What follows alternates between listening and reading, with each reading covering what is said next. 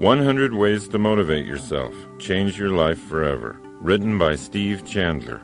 Read by the author. I hope what I'm about to say doesn't offend you, but you have no personality. That each of us has a fixed personality is a complete myth. We make ourselves up as we go along. Charlie Chaplin once entered a Charlie Chaplin look-alike contest in Monte Carlo, and the judges awarded him third place. The choices we make for our thinking either motivate us or they don't. And while clear visualization of a goal is a good first step to success in life, self-motivation demands more. To truly motivate yourself in the life you want to live, action's required. As psychologist and author Dr. Nathaniel Branden has written, a goal without an action plan is a daydream.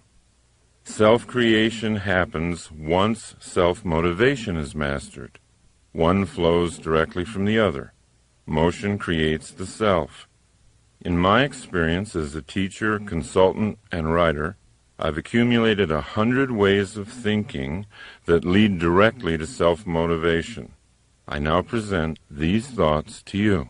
Number 1. Create a vision. Arnold Schwarzenegger was not well known in 1976 when he and I had lunch together at the Doubletree Inn in Tucson, Arizona. He was in town publicizing the movie Stay Hungry. It was a box office disappointment that he just made. I was a sports columnist for the Tucson Citizen, and my assignment was to spend a full day one-on-one with Arnold and write a feature story about him. So at one point I casually asked him, "Now that you've retired from bodybuilding, what are you going to do next?" And with a voice as calm as if he were telling me about some mundane travel plans, he said, "I'm going to be the #1 box office star in all of Hollywood." I tried not to show my shock and amusement at his plan. After all, his first attempt at movies didn't promise much, and his Austrian accent, an awkward, monstrous build, really didn't suggest instant acceptance by movie audiences. So I asked him just how he planned to become Hollywood's top star. "It's the same process I used in bodybuilding," he explained. "What you do is create a vision of who you want to be and then live into that picture as if it were already true." Now notice that Arnold said create a vision. He didn't say that you wait until you receive a vision. You create one. In other words, you can make it up. Number 2. Tell a true lie. Recently, my 12-year-old daughter participated in a poetry reading in which all her classmates had to write a so-called lie poem about how great they were.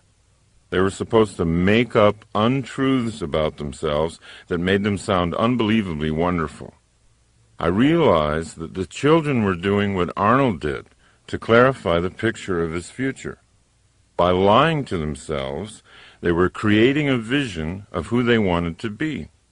So if it's hard for you to imagine the potential in yourself, then you might want to start by beginning to express it as a fantasy, like the children did who wrote the poems.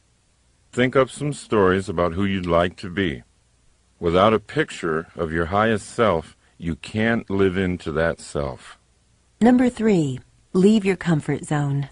Our society encourages us to seek comfort, and yet only challenge will test our skills and make us better. Only challenge and the self-motivation to engage the challenge will really transform us. And every challenge we face creates a more skillful self. So it's up to you to constantly look for challenges to motivate yourself. And it's up to you to notice when you're buried alive in a comfort zone. Then break free and fly away. Number 4. Find your key. I used to have the feeling that everyone else in life had been issued an instruction book on how to make life work, and I, for some reason, wasn't there when they passed the books out. Still struggling in my mid-30s with a pessimistic outlook and no sense of purpose, I voiced my frustration once to a friend of mine, Dr. Michael Killebrew. He recommended a book to me. The name of the book was The Master Key to Riches by Napoleon Hill.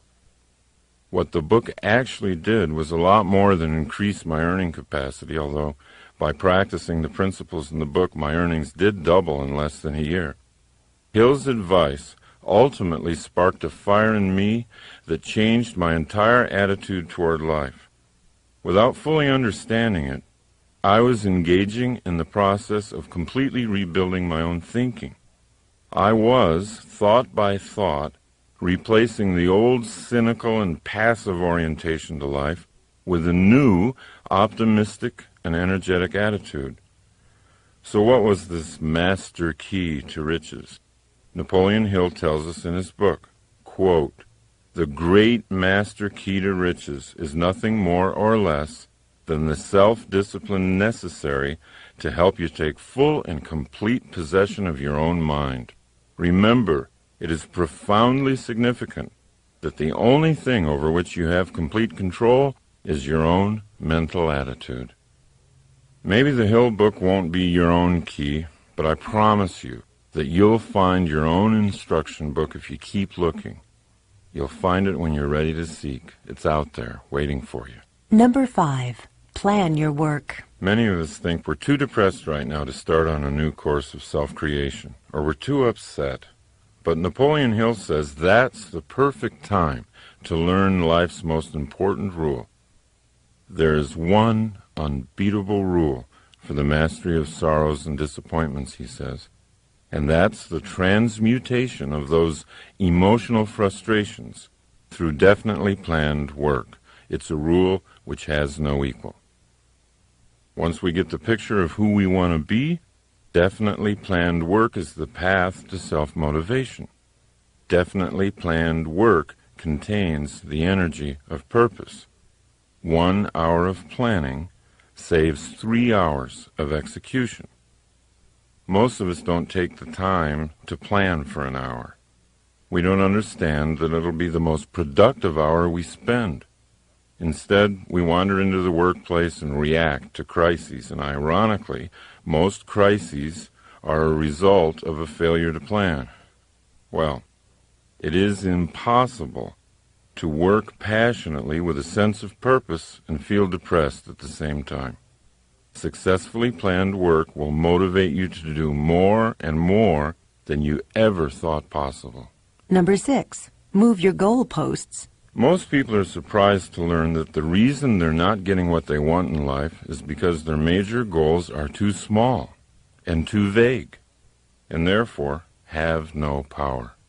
Your major goal will not be reached if it fails to excite your imagination. What really increases motivation is the setting of a large and specific power goal. A power goal is a dream that drives you. People who have created power goals are living on purpose. They know what they're up to in life. How can you tell if you've got a big enough and real enough power goal? Simply observe the effect your goal has on you. It's not what a goal is that matters. It's what a goal does. Number 7. Dribble with your other hand. If you've ever coached kids who play basketball, you know that most of them have a tendency to dribble with only one hand, the one attached to their dominant arm. When you notice a child doing this, you might call him aside and say, "Hey, Billy, you're dribbling with one hand. The defender can easily defend you. Your options are cut off. You need to dribble with your other hand, so that can't happen." At which point, Billy says, "I can't."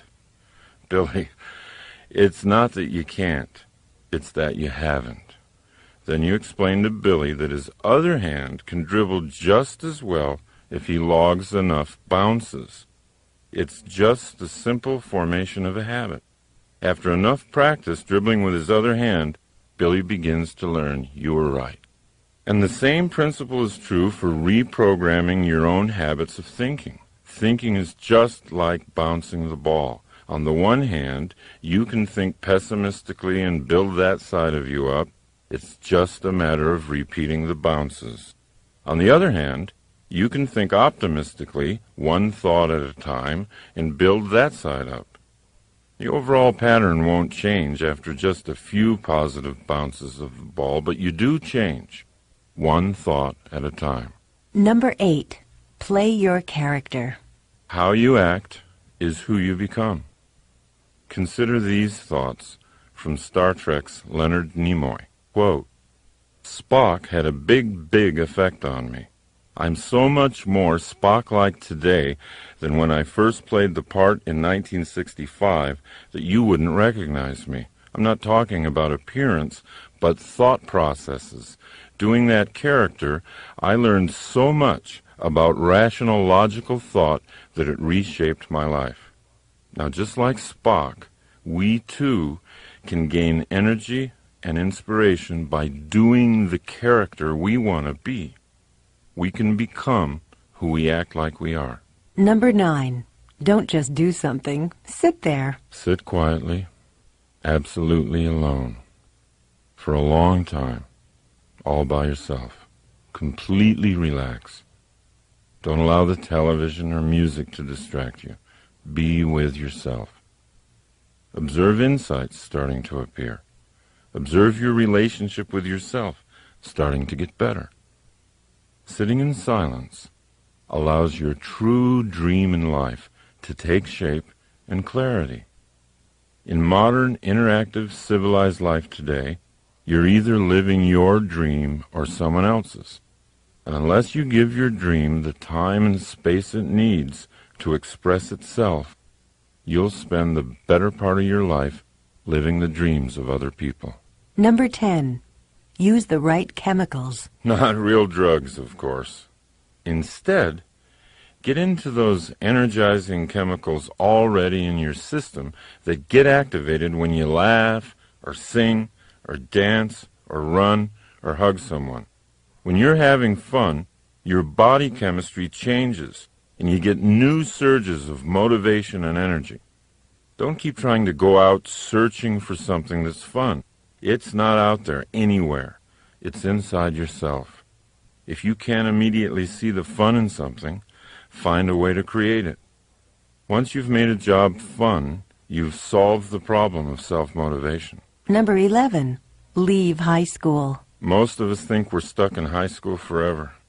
Before high school, in our earlier and more carefree childhoods, we were creative dreamers, filled with a boundless sense of energy and wonder.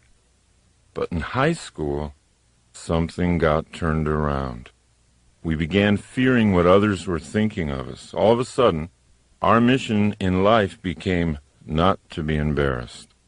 We were afraid to look bad, and so we made it a point not to take risks. Most people end up designing their lives based on what other people might be thinking of them. But we can leave that habit behind. As Emerson asked, why should the way I feel depend on the thoughts in someone else's head?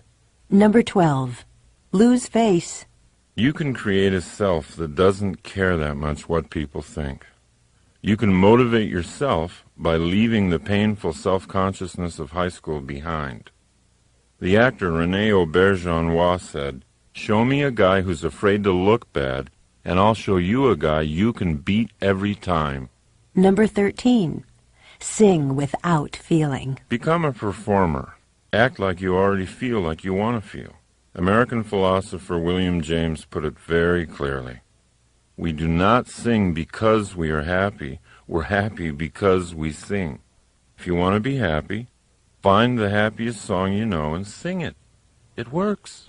Number 14. Kill your television. If you're watching too much television and you know it, you might find it useful to ask this one question. Which side of the glass do I want to live on? When you're watching television, you're watching other people do what they love doing for a living. Those people are on the best side of the glass because they're having fun, and you're passively watching them have fun. They're getting money, and you're paying. Groucho Marx once said he found television very educational. Every time someone turns it on, he said, I go in the other room to read a book. Number 15. Read yourself a story. Abraham Lincoln used to drive his law partners crazy. Every morning, he'd come into the office and read the daily newspaper aloud to himself. Why did Abe do this morning reading aloud? He'd discovered that he remembered twice as much when he read aloud than when he read silently. And what he did remember, he remembered for a much longer period of time. Anytime you have an opportunity to read something that's important to you, try reading it aloud. See if you don't make twice the impression on yourself. Number 16. Get on your deathbed. Many of us, including myself, keep pretending that our game has no end. We plan to do great things someday when we feel like it. Confronting our own death doesn't have to wait until we run out of life. In fact, being able to vividly imagine our last hours on our deathbed creates a paradoxical sensation, the feeling of being born all over again, and that's the first step to self-motivation. Number 17. Be lazy to begin with. Henry Ford used to point out to his colleagues that there wasn't any job that couldn't be handled if they were willing to break it down into small pieces. And when you've broken a job down, remember to allow yourself some laziness in beginning. Because it isn't important how fast you're doing it. What's important is that you are doing it. The irony is, the slower you start something, the faster you'll be finished. When you first think about doing something hard and overwhelming, you're most aware of how you don't want to do it at all. In other words, the mental picture you have of the activity, doing it fast and furiously, is not a happy picture. So you think of ways to avoid doing the job altogether. Thinking about starting slowly is easy, and doing it slowly allows you to actually start doing it. Therefore, it gets finished. Number 18. Leave your friends. Politely walk away from so-called friends who don't support your goals. When you're in a conversation with a pessimist, possibilities seem to have a way of disappearing, and a narrow sense of cynicism settles in. President Calvin Coolidge once said, "Cynics do not create." Everyone knows that enthusiasm for life is contagious, and being in a conversation with an optimist opens us up to see more and more of life's possibilities. Number 19. Plan your game. Design your own life's game plan. Let the game respond to you rather than the other way around. Be like Bill Walsh, the former head coach of the San Francisco 49ers.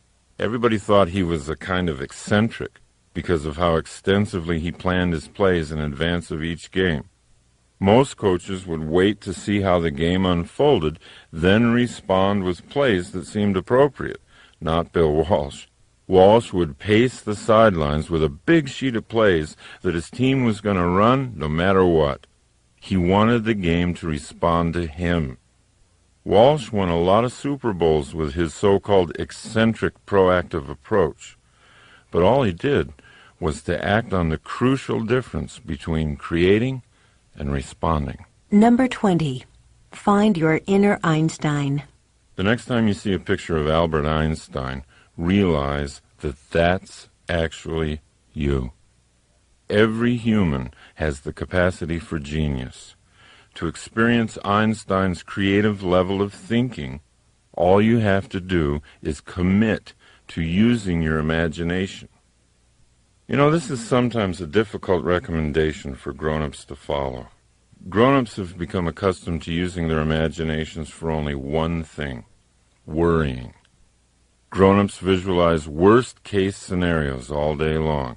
All their energy for visualization is channeled into colorful pictures of what could go wrong. Worry is a misuse of the imagination. What people don't comprehend is that the human imagination was designed for better things. People who use their imaginations to create often achieve things that worriers never dream of achieving, even if the worriers have much higher IQs. Dreaming is the design stage of creating the future. Imagine yourself living a motivated life. Number 21. Feel good first. Most people think they'll feel good once they reach some goal. They think happiness is out there somewhere. The problem with putting off feeling good about yourself until you hit a certain goal is that it might never happen. By linking happiness to something you don't have yet, you're denying your power to create it for yourself in the moment. Your happiness is your birthright. It shouldn't depend on your achieving something. Start by claiming it and using it to make your journey fun all the way and not just fun at the end. Number 22.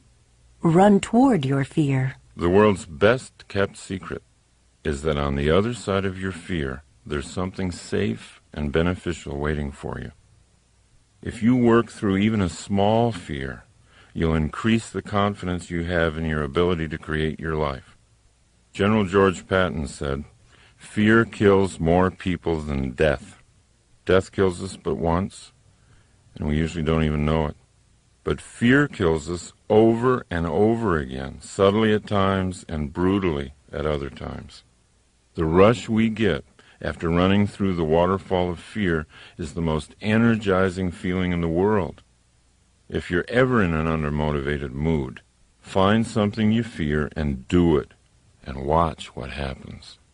Number 23. Just the unexpected. Most people don't see themselves as being creative, but we all are. And one of the reasons we don't see ourselves that way is that we normally associate being creative with being original. But creativity has nothing to do with originality, and it has everything to do with simply being unexpected. So if you're willing to accept that you are creative, you can begin to cultivate that side of yourself. You can start coming up with all kinds of unexpected solutions to the challenges that life throws at you. Number 24. Create your relationships. The Italian artist Luciano de Crescenzo said, "We are each of us angels with only one wing, so we can only fly embracing each other." And we can't create our truest selves without creating relationships in the process. Relationships are everywhere. In relationships, most of us think with our emotions, not our minds. But anytime you take a relationship problem up into the mind, you have unlimited opportunities to get creative.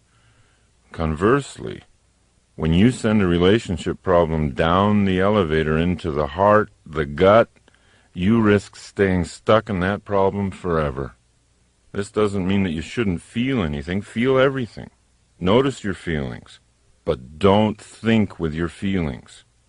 When there's a relationship problem to be solved, travel up the ladder to the most creative you. You'll soon realize that you create the relationships you have in your life. They don't just happen to you. Number 25. Be where you are. Most of us don't ever focus. We constantly feel a certain amount of psychic chaos because we're always trying to think of too many things at once. Focus on what you want, and it will come into your life. Focus on being a happy and motivated person, and that's who you'll be. Number 26. Act like a hero. We need heroes in our lives. They're not a sign of weakness, they're a source of strength. Bernard Malamud said, "Without heroes, we are all plain people and we don't know how far we can go." Heroes show us what's possible for a human being to accomplish. Therefore, heroes are very useful to anyone interested in self-motivation. You don't have to have just one hero. Choose a number of them. Put their pictures up. Become an expert in their lives. Collect books about them. Let your heroes' lives inspire you. They're only people like we are. What distinguishes them from us is the great levels they've reached in self-motivation. To just passively adore them is to insult our own potential. Instead of looking up to our heroes, it's much more beneficial to look into them.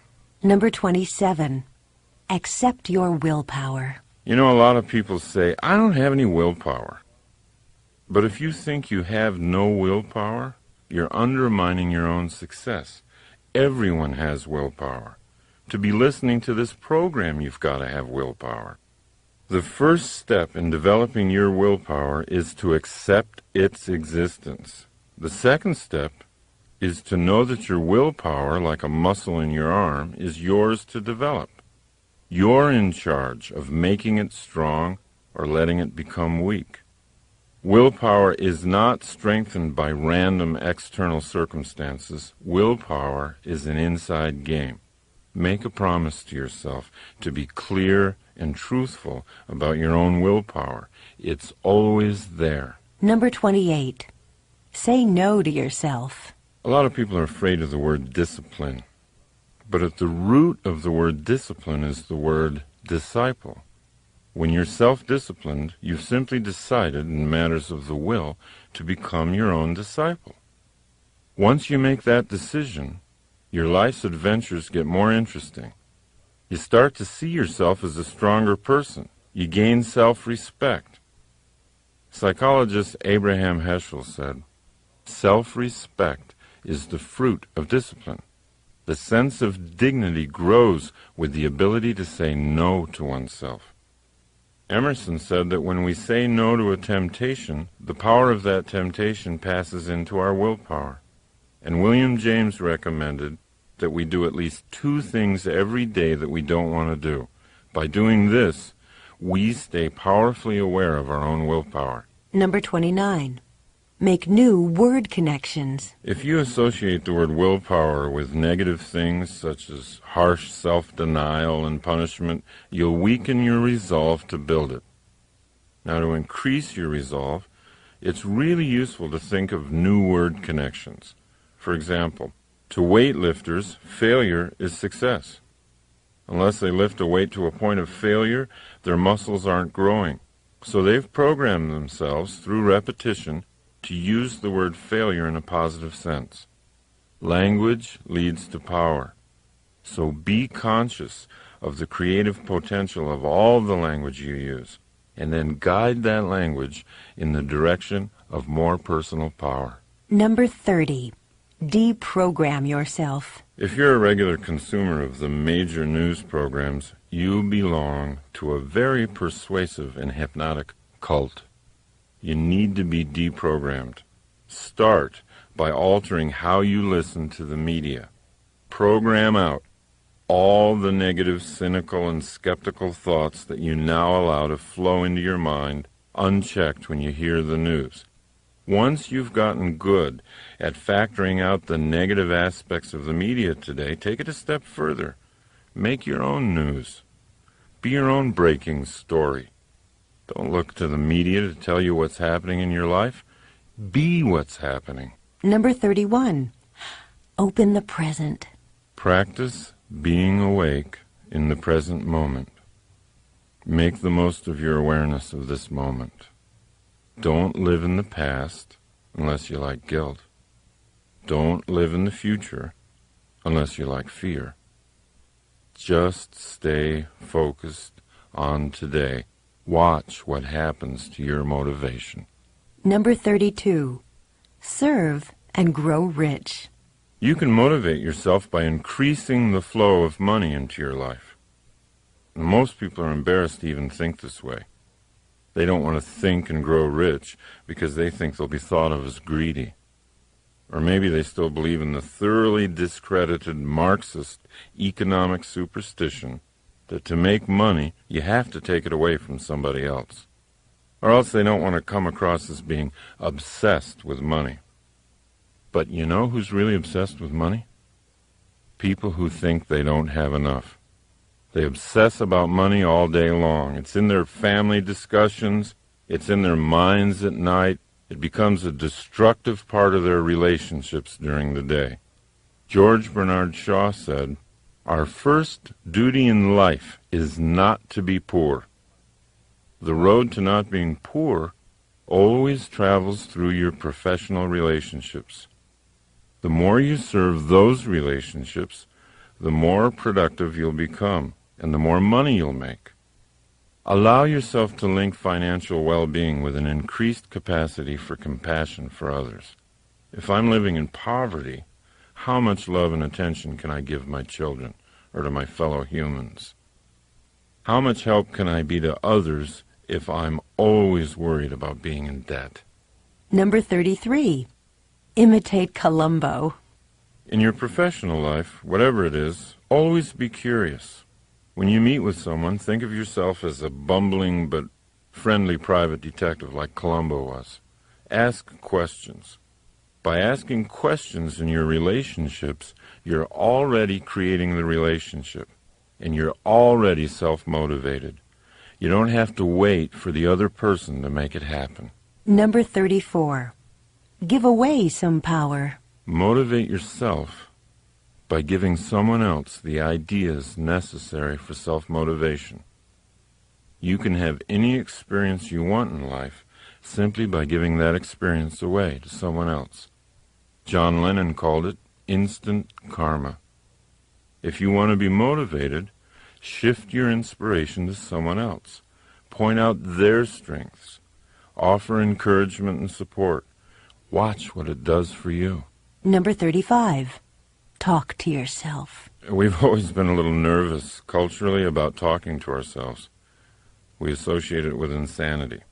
But Plato said that thinking was the soul talking to itself. There's no one better to talk to than yourself if you really want to get things worked out. No other person has as much information about your problems. No one knows your skills and capabilities better.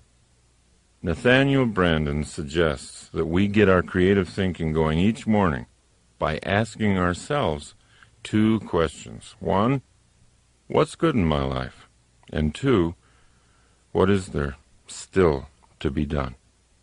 Because thought always precedes action, talking to yourself is a proven way to get motivated. Number 36.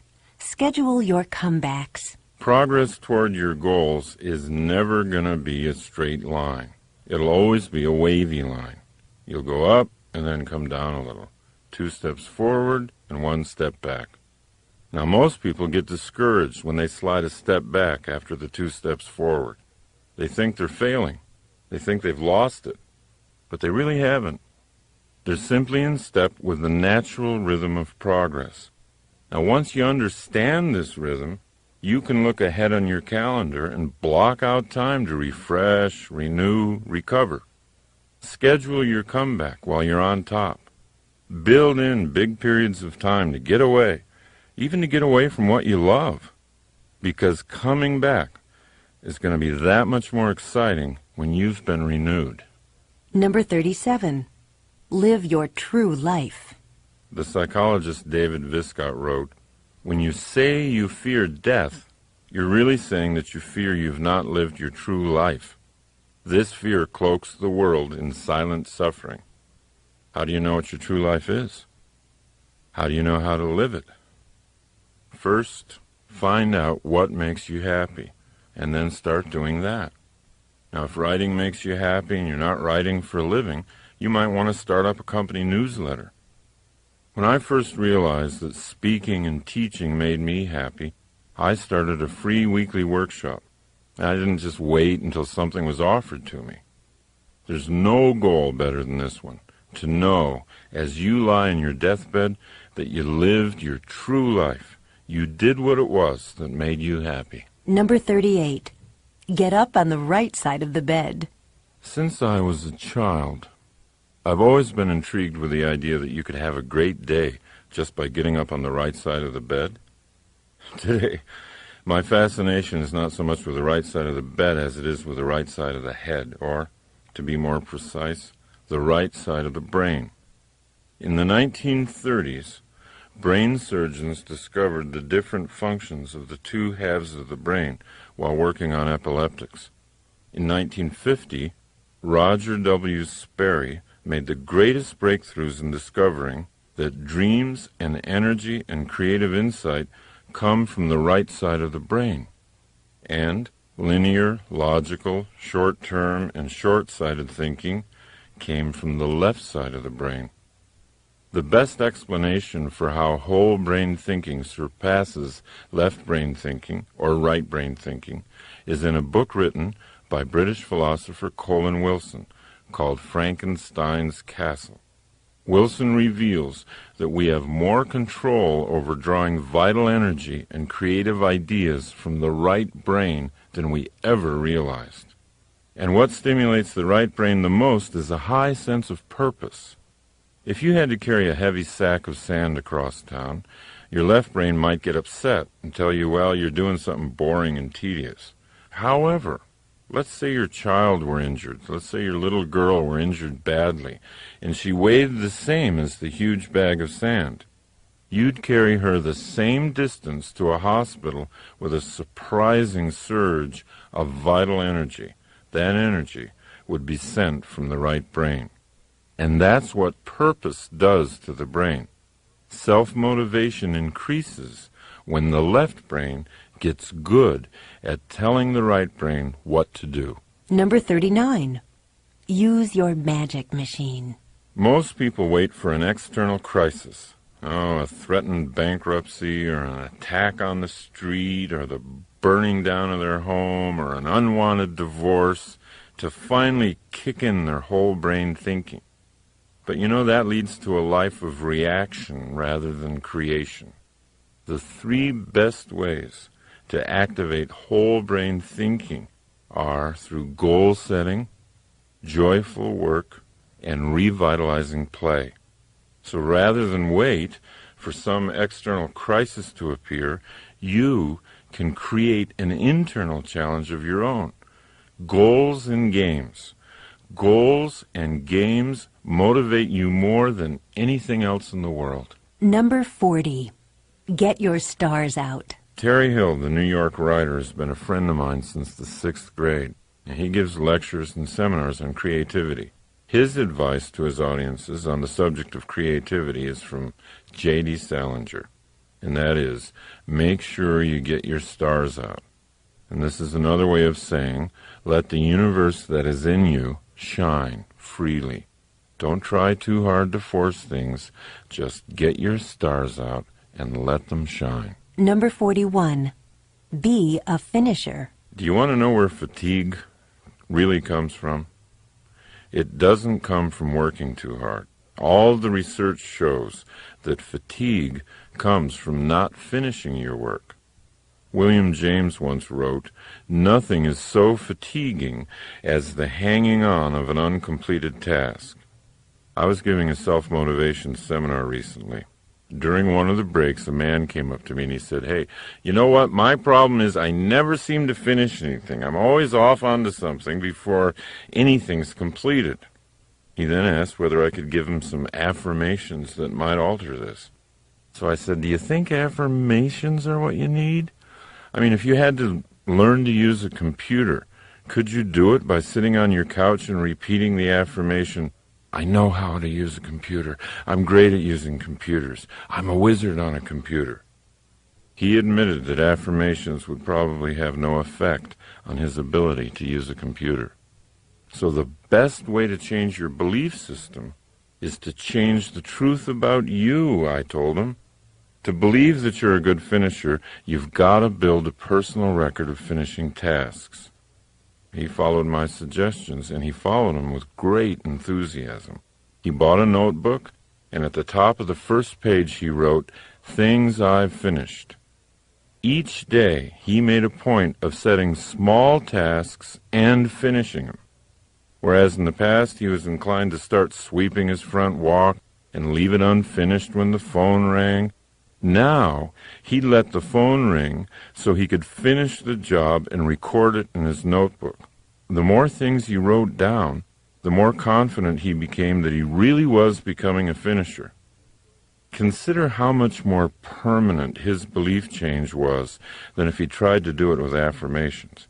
He could have whispered to himself all night long, "I am a great finisher." But his right brain would have known better. We motivate ourselves by finishing things. Number 42. Invent games.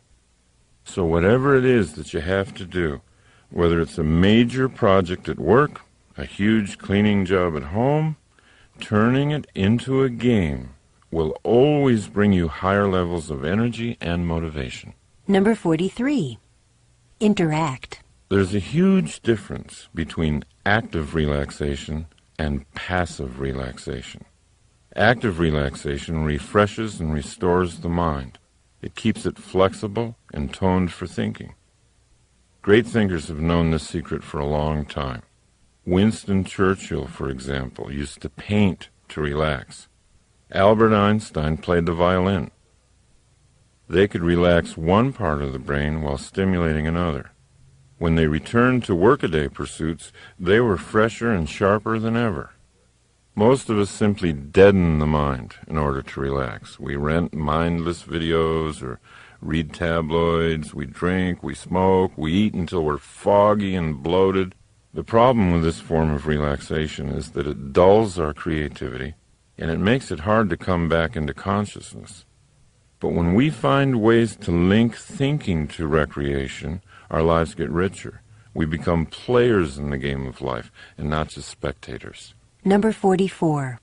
Live a whole life today. John Wooden was the most successful college basketball coach of all time. His UCLA teams won 10 national championships in 12 years.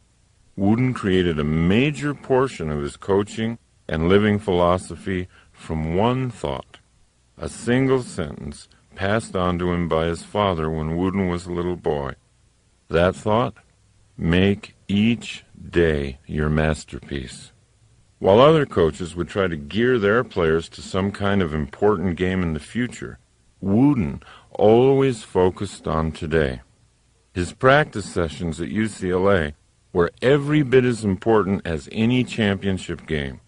In his philosophy, there was no reason not to make today the proudest day of your life. Today is a microcosm of your entire life. It's your whole life in miniature. You've got eternity in the palm of your hand. Life is now. Life is not later on. And the more we hypnotize ourselves into thinking we have all the time in the world to do what we want to do, the more we sleepwalk and the more we miss life. Number 45. Welcome your problems. Every solution has a problem. You can't have one without the other. So why do we say that we hate problems? Why do we claim to want a hassle-free existence? Deep down, where our wisdom lives, we know that problems are not to be feared. Problems are simply tough games for the athletes of the mind, and true athletes always want to get a game going. If you learn to love the opportunities your problems present, then your motivational energy will always rise. Every solution has a problem. Number 46. Drive a library. One of the greatest opportunities for motivating yourself today lies in the way you use your drive time. With the huge variety of audio tapes now available, you can use your time on the road to educate and motivate yourself at the same time. Maybe that's where you're listening to this tape right now. If we leave what we think about to chance, or to an R-rated rock disc jockey, then we lose a large measure of control over our own minds. Audio cassette learning is one of the surest ways to reprogram your subconscious mind. It's one of the best ways to design an action-oriented belief system, the kind you need to inspire ongoing self-motivation. Number 47. Rewind your thoughts. Perhaps you've noted some idea in this program or some recent book you've read that you want to hold on to. Even a single phrase, if you place it prominently in your home or in your office, can have a huge impact on your life. So write things down. Put things up. Write down what motivates you and put it up where you can see it. Number 48. Make yourself up. One of the ways to get started creating goals and action plans is just make them up like you did as a kid. Think of creating in simpler terms than that. Think of it as something that all humans do very easily. The French physician Émile Coué said, "Always think of what you have to do as easy, and it will be." Number 49. Get small. Most people participating in the free enterprise system have become thoroughly convinced of the power of setting large and specific long-range goals for themselves. Career goals, yearly goals, and monthly performance goals are always on the mind of a person with ambition. But many people overlook altogether the power of small goals. Goals set during the day that give energy to the day and a sense of achieving a lot of small wins along the way. By increasing your conscious use of small objectives, you'll see the larger objectives coming into reality much faster than you thought they would. Number 50. Get out of the box. All of us tend to look at our challenges from inside a box. We take what we've done in the past and put it in front of our eyes and then try to envision what we call the future. But you see, that restricts our future. With that kind of restricted view, the best the future could possibly be is a new and better past. Great motivational energy occurs when we get out of that box and realize that the possibilities for creative ideas are infinite.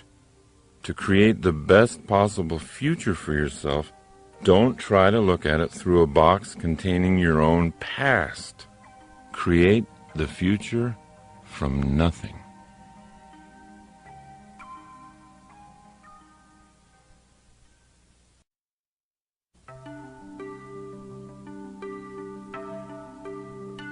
Number 51.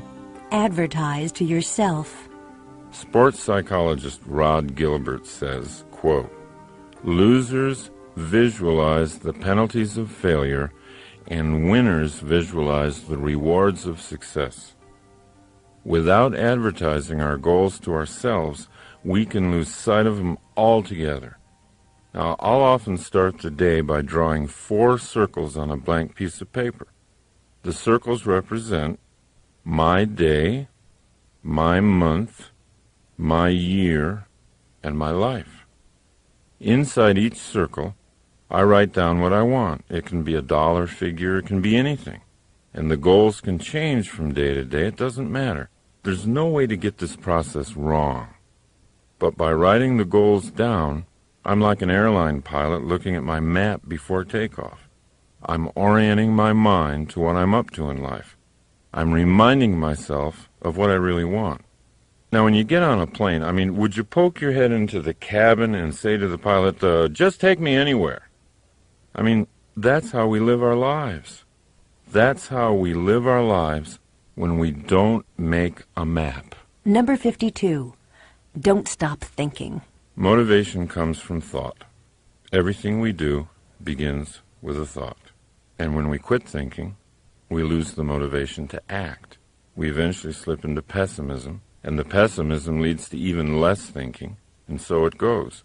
A downward spiral of negativity and passivity, feeding on each other. Pessimists think so negatively about doing the whole thing perfectly that they end up doing nothing and becoming passive. Whereas the optimist always does a little something, always takes an action, always feels like progress is being made. Pessimists continually use their imaginations to visualize worst-case scenarios, and then concluding that those scenarios are so hopeless that there's no cause for action. Therefore, pessimism always leads to passivity. Optimists agree with Colin Wilson's point of view. He said, imagination should be used not to escape from reality, but to create it. Begin the habit in yourself of saying no to negativity. When negative thoughts start their argument in your mind, which they always do, even for optimists, don't stop thinking. Real creative thinking is going to lead to optimism, and optimism is always self-motivating. Number 53. Debate your dark side. Negative thinking is something we all do. The difference between the person who's primarily optimistic and the person who's primarily pessimistic is that the optimist learns to become a good debater. Once you become thoroughly aware of the effectiveness of optimism in your life, you can learn to debate your pessimistic thoughts. If you catch yourself brooding, worrying, thinking pessimistically about an issue, build a case for the optimistic view. Pretend you're an attorney whose job it is to prove the pessimist in you is wrong. If you really want to open up your life, go optimistic. Number 54. Make use of trouble. You know, I think all of us have heard so many stories, so many incidents where bad events, looking back, in retrospect, were strokes of great fortune.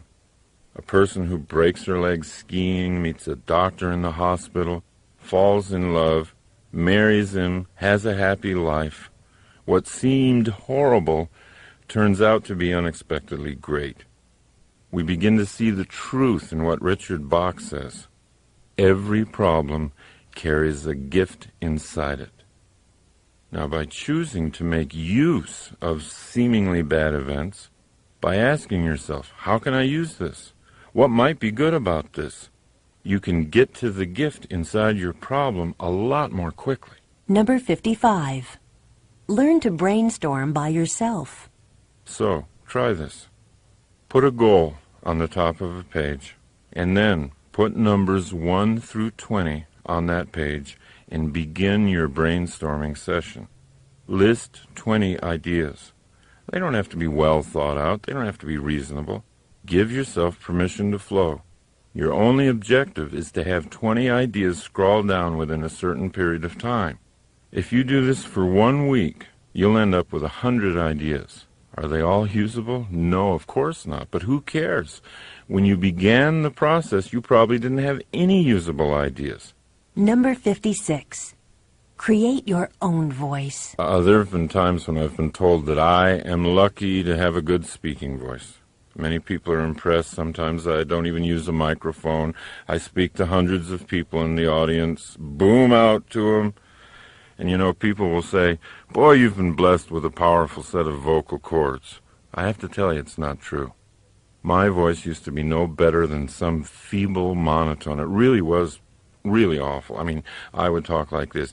Now, you know, my voice, I would love to see you today. Now look, I set about to change it. I always carry a number of cassettes in my car. I always sing along with them. I crank them up good and loud. By the way, it's best done while you're driving alone. And I sing at the top of my lungs. I make certain I do it every day, even when I don't feel like singing. See, that's the point. Don't let your feelings ruin your life. Keep thinking. Strategize. Plan. You can create anything you want. You can even create your own voice. Number 57. Live on the frontier. We've always had a real fascination with America's frontier days. Shows like Little House on the Prairie, movies like Dances with Wolves. I mean, it reflects a real yearning for those adventurous times. Now, what's exciting, what's really exciting about today is that a new frontier is here. The technological explosion, our entry into the information age, have created a situation in which employers are no longer interested in our job histories. At least it's not as much as they used to be. What are they interested in? Right now, our current capabilities. For example, let's say my company's trying to enter the Chinese market to sell its software, and you, at age 70, can speak fluent Chinese, know all about software, and have energy and zest for success. How can I afford not to hire you? Times have changed. This is the new frontier. It's all about what you can do, not about what you've done. Number 58. Replace your habits. Self-motivation is much more difficult to achieve when we're held back mentally by certain bad habits. But here's the catch. Bad habits can't be gotten rid of because they exist for good reasons. They're there to do something for us, even if that something ends up being self-destructive. You see, down deep, even a bad habit is trying to make us operate better.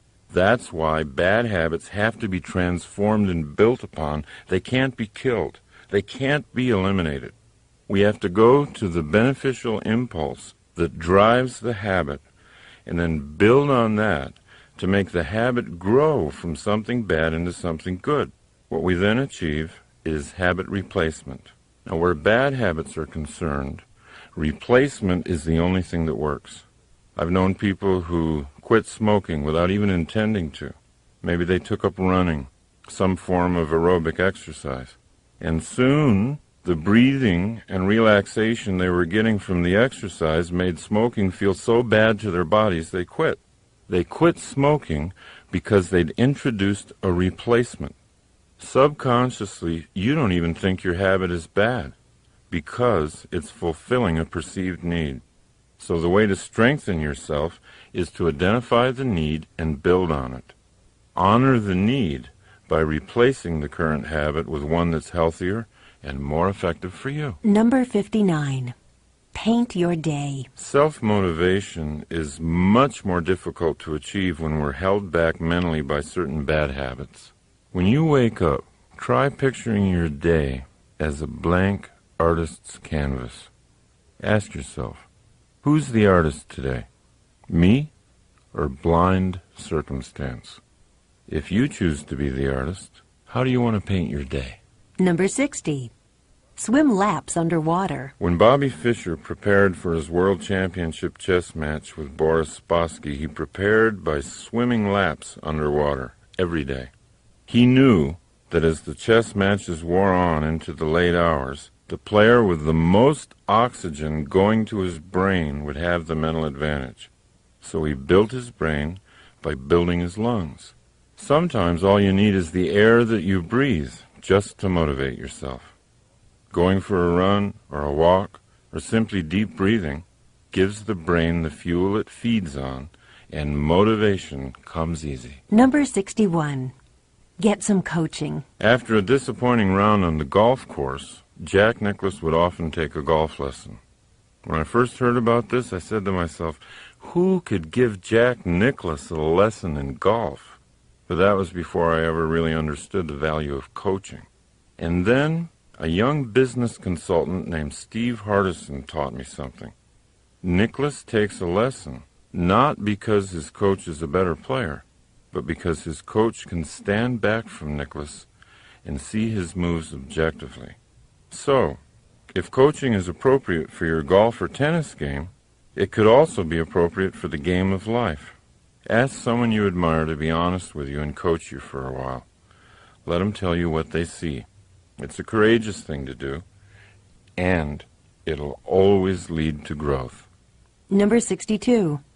Leave home. Once when Steve Hardison and I were discussing a few of my old habits that were holding me back from realizing my business goals, I finally said to him, but why? Why do I do those things? I mean, if I know they hold me back, why do I continue to do them? And he said, you do them because they feel like home. When you do those things, you do them because that's what you're comfortable doing. And so you make yourself right at home doing them. As they say, there's no place like home. Home can be an ugly place if it's not kept up and consciously made beautiful. Home can be a dark, damp prison, smelling of bad habits and laziness. But we think we're safe there. However, when we inspect the worn-out house more closely, we can see that the safety we think we're experiencing is pure self-limitation. Now, you might want to identify the habits that keep you trapped. Identify what you've decided is your final personality, for example. Understand that it might be a hasty construction built only to keep you safe from risk and growth. See, once you've done that, you can leave. You can leave home. You can get the blueprints out, and you can create a home you really want. Number 63. Perform rituals. As you listen to these various ways to motivate yourself, you might have noticed that action is often the key. Doing something is what leads to doing something. It's the law of the universe. An object in motion stays in motion. My own ritual for jump-starting the brain is walking. Many times in my life I've had a problem that seemed so overwhelming. It seemed too overwhelming to even do anything about. But my ritual is to take the problem out for a long, long walk. Time and time again, during the course of the walks, something comes out of nowhere. Some idea for an action that would solve the problem. So try making up a ritual for yourself, anything that will act as a self-starter. Rituals will have you in action before you feel like getting into action. Rituals always override your built-in laziness. They always get you motivated in a predictable, controllable way. Number 64.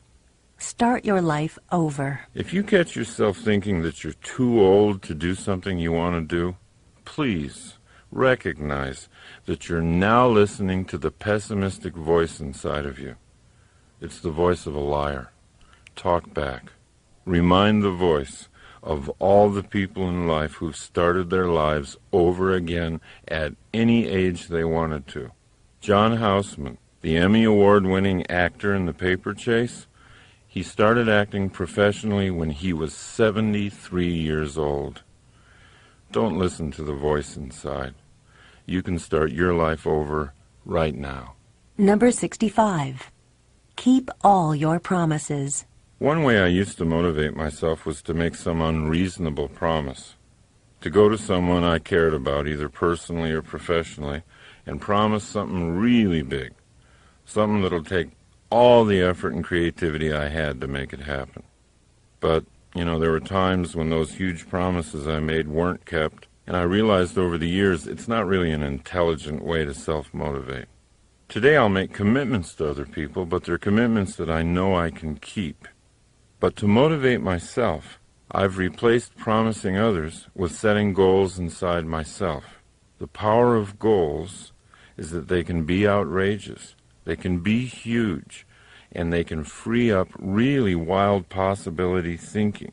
Without setting large goals internally, what I tend to do is just live a life of things that I think I have to do. Number 66. Give some luck away. Basketball coach John Wooden used to say, "You cannot live a perfect day without doing something for someone who will never be able to repay you."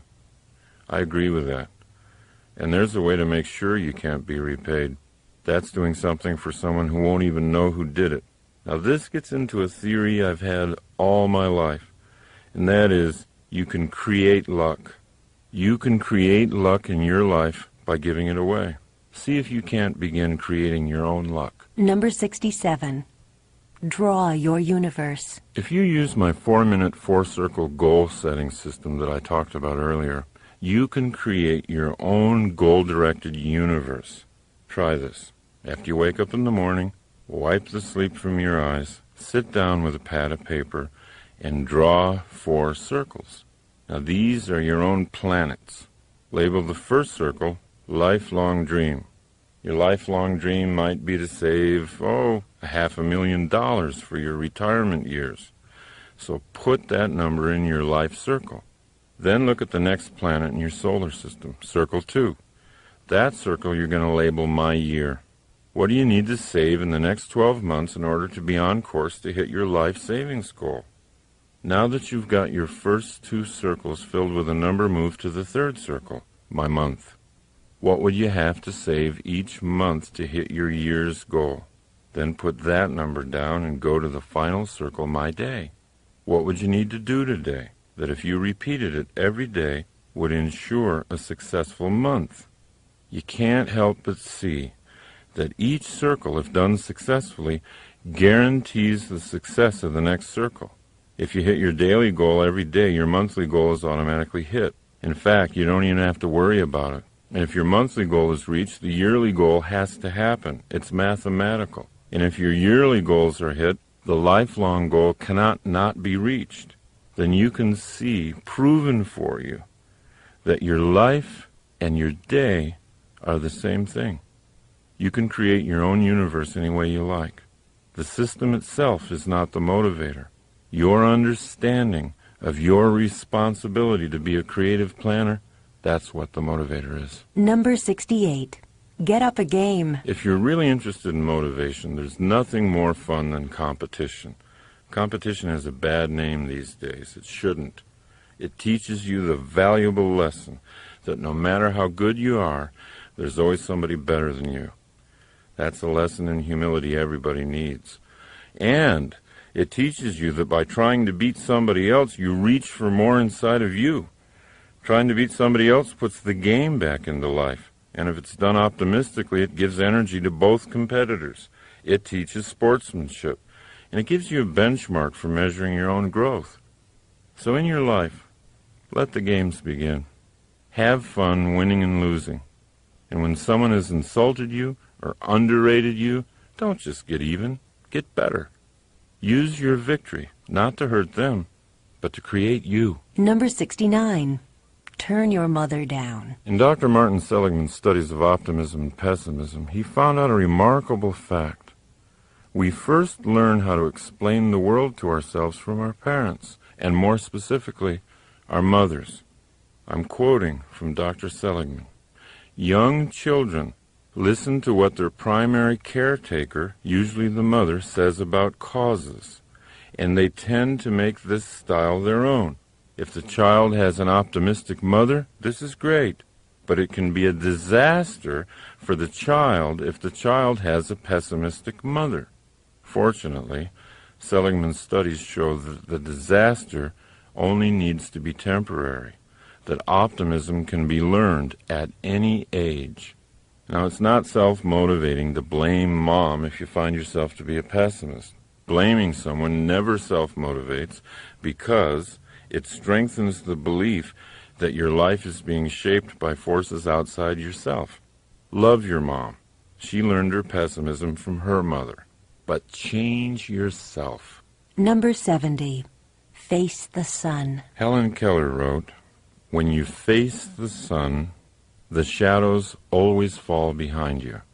This was Helen Keller's poetic way of recommending optimistic thinking. What you look at, what you face, grows in your life. What you ignore falls behind you. But if you turn and look only at the shadows, they become your life. Number 71. Look inside. Most of us wait to find out who we are from impressions and opinions we get from other people. "Oh, do you really think I'm good at that?" we ask. Somebody compliments us. If we're persuaded that they're being honest and have made a good case, we might alter our self-image upward. That's great getting feedback from others, especially positive feedback. But your journey should be internal. Travel deeper and deeper inside to find out your own potential. Your potential is your true identity. It only waits for self-motivation to come alive. Number 72. Go to war.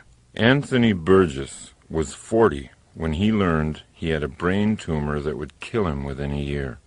He was completely broke, and he didn't have anything to leave behind for his wife Lynn, who was soon to be a widow.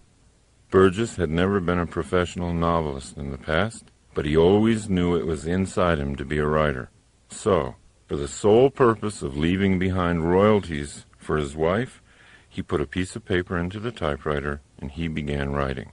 He had no certainty that he'd ever even be published, but he couldn't think of anything else to do. Burgess wrote energetically. He finished 5.5 novels before that year was through. But he didn't die. His cancer had gone into remission, and then it disappeared altogether. In his long and full life, Anthony Burgess wrote more than 70 books. Without the death sentence from cancer, he might not have written anything. You know, it's funny, but research shows that during times of war, suicide rates go down. We don't have to wait for something tragic. We don't have to wait for a war to attack us from without. We can get the same vitality by challenging ourselves from within. Joan of Arc said, "All battles are first won or lost in the mind." A useful exercise for self-motivation might be this. Ask yourself, what would you do if you had Anthony Burgess's original predicament? If I had just a year to live, how would I live differently? What exactly would I do? That question can inspire surprising thoughts. It can reveal skills inside you that you're not using today. Number 73. Make small change. When I first began working on self-motivation a long time ago, I'd go through all kinds of emotional mood swings. I'd get really high on the idea of who I could be. I'd set out to change myself overnight. and then my old habits would pull me right back to who I used to be. Then I'd become demoralized. Later in my life, I finally caught on to the idea that great things are often created slowly. Great paintings, great buildings. So why couldn't great people be created slowly? So if you're willing to see yourself as a masterpiece in progress, then you'll love small changes. You'll be excited by a tiny thing you did differently today. If you want a stronger body and you took the stairs instead of the elevator, celebrate. You're moving in the direction of self-creation. Number 74. Do something badly. Sometimes we don't do things because we're not sure we can do them well. We feel we're not in the mood or at the right energy level to do the task we have to, so we put it off or wait for inspiration to arrive. We're so afraid to do things until we're sure we'll do them well, we don't do anything. This is the source of all writer's block, by the way. This tendency led G.K. Chesterton to say, if a thing is worth doing, it's worth doing badly.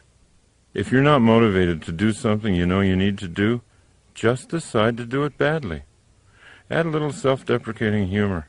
Be comically bad at what you're doing, and then enjoy what happens to you once you're in the process. Number 75. Be a visioneer. A few years ago, I began working with motivational speaker and author Dr. Dennis Deaton, and he allowed me to learn and even teach his principles of visioneering, which he defines as engineering dreams into reality by the use of active mental imaging. The principle is this: you can't do anything that you can't picture yourself doing. Visioneering is just another word for picturing yourself. Once you make the picturing process conscious and deliberate, you begin to create the self you want to be. Number 76. Shine your light.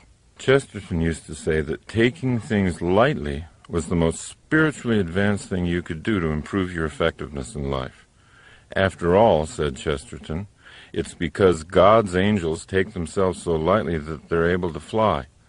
And if his angels take themselves that lightly, imagine how much more lightly he takes himself.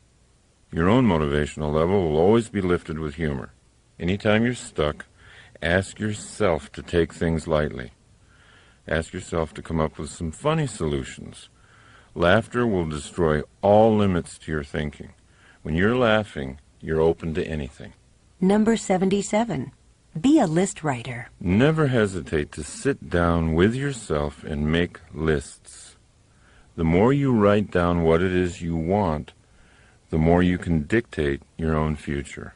A goal gains power when you write it down, and it gains more power every time you write it down. Now, we're always looking for motivation in what others have written. But if you become a creative list maker, you'll learn how to motivate yourself by what you've written. Number 78. Be the change. Don't try to change other people. It doesn't work. You'll waste your life trying. We talk to our children for hours about how we think they should change. But children don't learn from what we say. They learn from what we do. By being what you want them to be, you can lead by inspiration. What you tell people to do often goes right by them. Who you are doesn't. The change in you is contagious. When you yourself change, watch how the people around you change. Number 79. See the gold. In every circumstance, we can look for the gold or we can look for the filth. And what we look for, we'll find. Opportunities are like those subatomic quantum particles that come into existence only when they're seen by an observer. Your opportunities will multiply when, and only when, you choose to see them. Number 80. Simplify. The great Green Bay Packer football coach Vince Lombardi was once asked why his world championship team, which had so many multi-talented players, ran such a basic and simple set of plays. It's hard to be aggressive, he answered, when you're confused. When you simplify your life, it gathers energy. Number 81. Pin life down. Recently, I was working with car dealer Henry Brown of Brown & Brown Nissan, which is a nationally celebrated Nissan dealership, and he was telling me a story about his son, a high school wrestler. Now, his boy had been getting only fair results in wrestling this year, so Henry went and talked to him, and he learned that he entered each match completely prepared to counter anything his opponent tried. And no matter how gifted Henry's son was at countering moves, countering was still countering. So finally, Henry suggested to his son that he try entering a wrestling match with a plan, a series of moves that he would initiate no matter what his opponent tried. And the boy agreed, and the results were remarkable. He began winning match after match, pinning opponent after opponent. The young wrestler's goal had always been to win. He didn't have a problem setting big goals. But as Nathaniel Branden says, a goal without an action plan is a daydream. Before any adventure, take time to plan. Let life respond to you. If you're making all the first moves, you'll be surprised at how often you can pin life down. Number 82. Strengthen your purpose. Energy comes from purpose. If the left side of the brain tells the right side that there's a sufficient crisis, the right side sends energy, and sometimes superhuman energy. And that's why there's such a difference between people who set and achieve goals all day and people who just do whatever comes up, whatever they feel like doing. To the first person, there's always added purpose. To the other, there is boredom and confusion, the two greatest robbers of energy. Because we are totally responsible for our own sense of purpose, that also means that we're totally responsible for the energy in our lives. Number 83. Go on a news fast. I first heard the phrase news fast from Dr. Andrew Weil. Now, he actually tells his patients to stop watching the news for a few weeks, and he gets great results. They sleep better, their whole systems are better. Now, my own recommendation for a news fast has to do with self-motivation. If you go for periods of time without listening to or reading the news, you'll notice an upswing in your optimism about life. You'll really feel a lift in energy. Your mind is yours to fill with whatever you want. The more you accept the responsibility of filling it, the easier it'll be to build an optimistic and effective mindset. Number 84. Choose an action. When you find yourself worrying about something, always ask yourself an action question. What can I do about this right now? And then do something. Any small thing. Anything that worries you should be acted on, not just thought about. Even small actions start to chase away your fears and put you back in control of creating what you want. Number 85. Be a thinker. I was doing some seminars for a large office company in Las Vegas, and the president told me something that was really interesting. He said he had basically two kinds of people working for him, the whiners and the thinkers. The whiners were often very smart, dedicated employees who worked long hours, but when they came into the president's office, it was always to complain. And here's what he said. They're great at finding fault with other managers and telling me what's wrong with our systems, but they're a drain on me because they're so negative I end up trying to make them feel better, and after that I'm depressed. Now the thinkers, on the other hand, had a different way of coming into the office with problems. Here's what he said about them. The thinkers come to me with ideas. They see the same problems that the whiners see, but they've already thought about possible solutions. When you're committed to self-motivation, you'll follow into the realm of the thinker, naturally. You'll be more valuable to your organization and to yourself. Number 86. Choose enjoyment. There's a huge difference between pleasure and enjoyment. And when we're absolutely clear about the difference, we can grow much faster toward who we want to be. What we do for pleasure, for example, routine sex, eating, drinking, all kinds of short-term stuff, that's different than what we do for enjoyment. Enjoyment always involves the use of a skill, and it always involves facing a challenge. Things like sailing, gardening, golfing, any kind of activity like that involving skills meeting a challenge result in enjoyment. People who get clear on the difference begin to know how to consciously put more enjoyment into their lives. Number 87. Read mystery novels. The person with the highest IQ ever measured, Marilyn Vos Savant, recommends mystery novels as brain builders. Here's what she says. Not only is this exercise fun, but it's good for you. I'm not talking about violent thrillers or police procedural novels, but instead, I'm directing you to those elegant, clue-filled, intelligent mysteries solved by drawing conclusions, not guns." Unquote.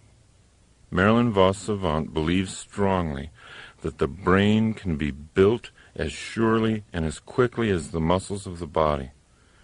So the next time you feel like curling up with a good mystery, don't feel guilty. You might be doing the most productive thing you've done all day. Number 88. Express your thoughts. Go ahead and feel your feelings. But when it's time to talk, be thoughtful and express your thoughts. Number 89. Use your weaknesses. Make a list of your strengths and your weaknesses on separate pieces of paper. Place the list of strengths somewhere where you'll see it again, because just looking at it will always pick you up. Now, look at your list of so-called weaknesses and study them for a while. Stay with it until you feel no shame or guilt about them. Allow them to become interesting characteristics instead of anything negative. Ask yourself how each characteristic could be useful to you. When Arnold Schwarzenegger became a professional actor, he had a weakness: his thick Austrian accent. It wasn't long, however, before Arnold incorporated his accent into the charm of his action hero persona on the screen, and a former weakness became a strength. His accent became an identifying part of his characters, and people everywhere were imitating it. Now, there isn't anything on your weakness list that can't be a strength for you if you think about it long enough. Number 90.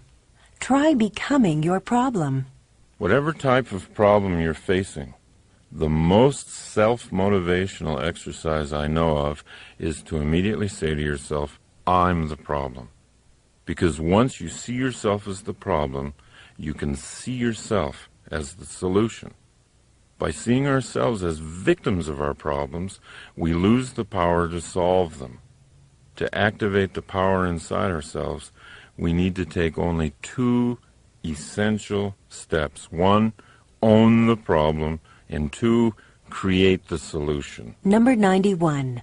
Inflate your goal. There is another self-motivator that must be used as an intellectual tool only. Take a certain goal of yours and double it, or triple it, or multiply it by 10, and then ask yourself, quite seriously, what would you have to do to achieve that new goal? Now, I've often used this method for self-motivation with myself. If I have a goal of signing, say, 2 seminar contracts in the next 3 weeks, I'll often get out a pad of paper and ask, how would I get 10 contracts signed in 3 weeks? It always puts me at a different level of thinking. And because I'm solving the problem of 10, I always get at least 2. Remember, it's just a self-contained game, not a promise to anybody else. But it is a game that's fun to play. Why? Because it works. Number 92. Come to your own rescue. There are 2 ideas that are contained in the work of psychotherapist Nathaniel and Devers Brandon that have helped me incredibly. Here's the first one. You can't leave a place you've never been. And here's the other one. No one is coming. I used to believe I could run from all my frightening thoughts and beliefs about myself. But all that ever did was create deeper internal fears and conflicts. What I really needed was to get all my fears into the sunshine and demystify them. Once I systematically began to do that, I was able to dismantle the fears like a bomb squad does to a bomb. Acceptance and full consciousness of those fears was the place I'd never been. Once I was in that place, I could leave. Now, the notion that no one's coming was more terrifying. That idea sounded too much like abandonment. Many of us, even as grown-ups, devise very elaborate and subtle variations of the theme, "I want my mommy." The Brandons showed me that I could be much happier, much more effective, if I valued independence and self-responsibility above dependency on someone else. So when you accept the idea that no one's coming, it's actually a very powerful moment, because it means that you're enough. You can handle your problems yourself. You can grow. You can get strong. You can generate your own happiness. And paradoxically, from that position of independence, truly great relationships can be built, because they're not based on dependency. They're not based on fear. They're based on mutual independence and love. See how much better you are at self-motivation once you've begun to celebrate the news that you're enough. Number 93. Push your own buttons. Motivation never has to be accidental. Any form of motivation. A lot of people like to motivate themselves musically, for example. But you don't have to wait for hours until a certain song comes on the radio that picks up your spirits. You can control what songs you hear. If there's certain songs that always lift you up, create a greatest motivational hits tape for yourself. You've got much more control over your environment than you've ever realized. Learn how to push your own buttons. Number 94. Strengthen your rehearsal. The harder you are on yourself, the easier life is on you. There isn't anything life can challenge you with that you can't challenge yourself with in advance. You can set yourself up to succeed. If you have to make a presentation in front of someone who scares you, you can always rehearse it first in front of someone who scares you more. If you've got something hard to do and you're hesitant to do it, pick out something even harder and do that first. Watch what it does to your self-motivation going into the real challenge. Number 95. Improve your vision. Robert Fritz said, "It's not what a vision is, it's what a vision does." So what does your vision do? Does it give you energy? Does it make you smile? When you're tired, does it take you that extra mile? A vision should be judged by these criteria. The criteria of power and effectiveness. In other words, what does it do? What do you want to bring into being? If your vision isn't giving you energy, then picture another one. Keep at it until you develop a vision that's so colorful and so clear it puts you in action just to think about it. Number 96. Build your power base. The more awake you are, the more conscious you are, and the more you pay attention to how your own efforts at self-motivation are succeeding, the more powerful you'll become. Your knowledge of self-motivation is power in and of itself. Respect your knowledge and build on it. Number 97. Link truth to beauty. To me, the best case for honesty is how beautiful it is, how clean and clear it makes the journey from current reality to the dream. Truth leads you to a more confident level in your relationships with others and with yourself. It diminishes fear. It increases your sense of personal mastery. Lies, half-truths, they'll always weigh you down, whereas truth will clear up your thinking and give you the energy and clarity needed for self-motivation. Number 98. Take no for a question. Ask the universe for what you want. Don't take no for an answer. Take no for a question. When you ask for something and it's denied to you, imagine that the no you heard is really the question. Can't you be more creative than that? Never accept no at face value. Let rejection motivate you to get more creative. Number 99.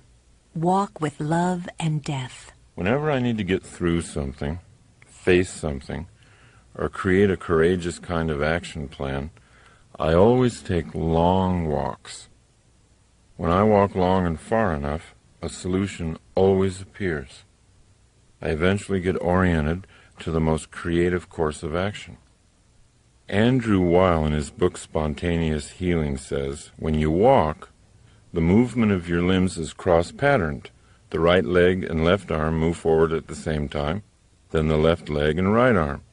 This type of movement generates electrical activity in the brain that has a harmonizing influence on the central nervous system. A special benefit of walking that you don't necessarily get from other kinds of exercise. I call it a walk with love because love and fear are opposites. Most people think love and hate are opposites, but they're not. The ultimate creativity occurs from a spirit of love.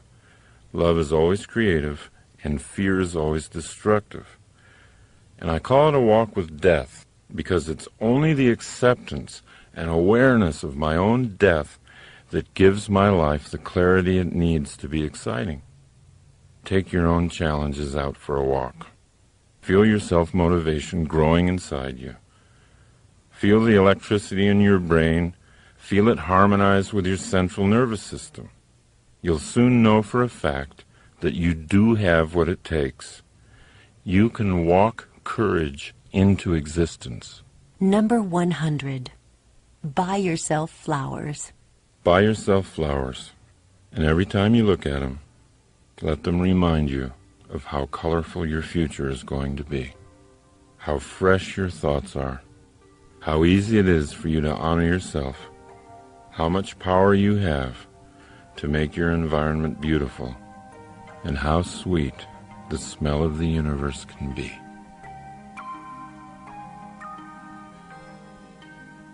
This has been a Highbridge audio presentation.